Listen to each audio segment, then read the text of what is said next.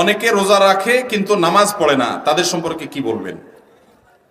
রোজা রাখে কিন্তু নামাজ পড়ে না, এদের সম্পর্কে বলবো তারা লুঙ্গি খুলে পাগড়ি বাঁধছে।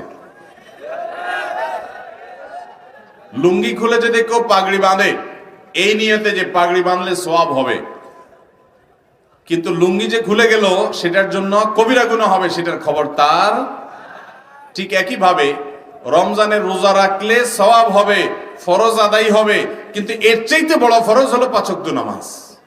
তা আপনি সেটাই যদি বাদ দিয়ে দেন তাহলে এই রোজা রাখলেন, তাহলে এর চাইতে বড়টা বাদ দিয়ে আপনি কম গুরুত্বপূর্ণটা করলেন। ওইটার তুলনায় এটাও ফরজ, কিন্তু ওইটার চাইতে কম গুরুত্বপূর্ণটারে গুরুত্ব দিলেন, আসলটারে গুরুত্ব দিলেন না।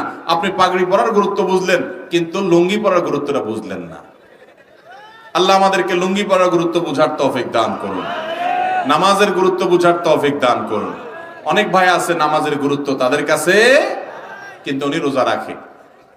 রোজা রাখে এটা ভালো কথা, কিন্তু তার চাইতে ভালো কথা হলো নামাজ আদায় করা। একজন রোজা রাখে নামাজ পড়ে না, এই লোক খারাপ।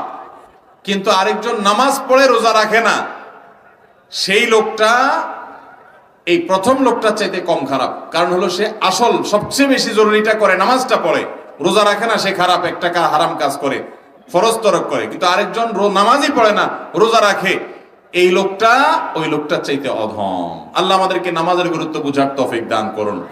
ঈমানের পর নামাজের চাইতে গুরুত্বপূর্ণ কোন কাজ মুসলমানের কাছে থাকতে পারে